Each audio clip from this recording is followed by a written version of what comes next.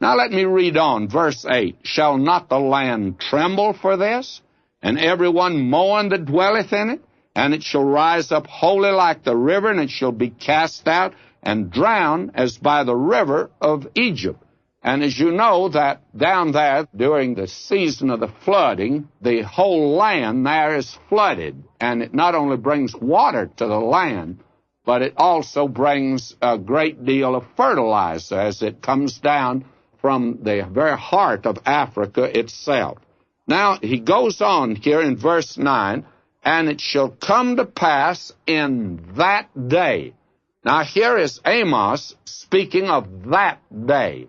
And we have already come to the conclusion, at least I hope we have, having looked at so many of the prophets, that that day is a technical expression that refers to the specific day of the Lord. And generally, it refers to the Great Tribulation because it comes first, because the day begins at night as far as Israel was concerned, and as the Bible is concerned. It's the evening and morning of the first day.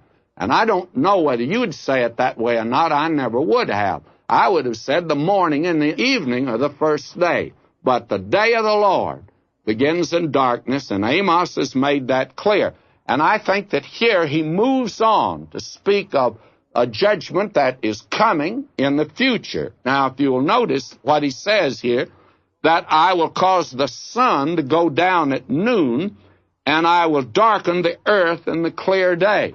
Now, that will be the future judgment, you see. Now he says here, and I think he's returning back to what he's going to do at that particular time, which he did, by the way. He did not do the other, that is for sure. Now, verse 10, and I will turn your feasts into mourning. Now, God gave to Israel, the nation, 7 feast days. And they were to come before him, the males, at 3 of those great feasts. And they were to always come rejoicing. It was a time of praise, thanksgiving, and glorifying God. Well, God says they've been celebrating the feast, but they haven't been praising him. Now he's turning their feasts into mourning, the very opposite of what he intended them to be. And all your songs into lamentation.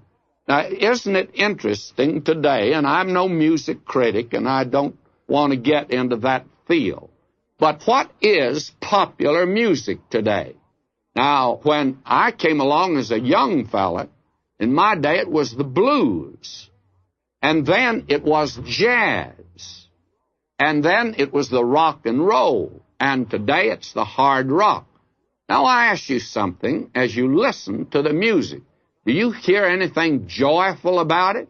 Oh, it has a beat to it, and you can hop up and down like a yo-yo, and I have a notion that that type of joy is about the type of joy that a kid would get playing with a yo-yo.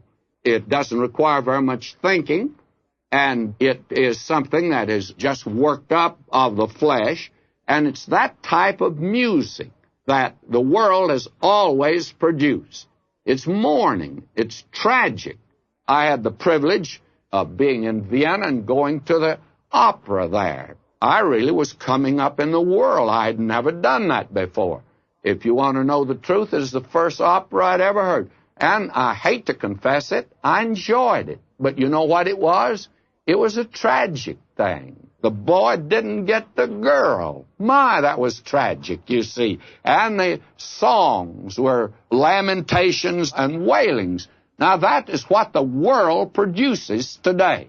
That is the music. And here, God says, I'll turn all your songs into lamentation, and I will bring up sackcloth upon all loins, and baldness upon every head, and I will make it like the mourning for an only son, and the end of it like a bitter day. Now, that is the judgment that was coming upon them presently, and it did in that day, and this was literally fulfilled.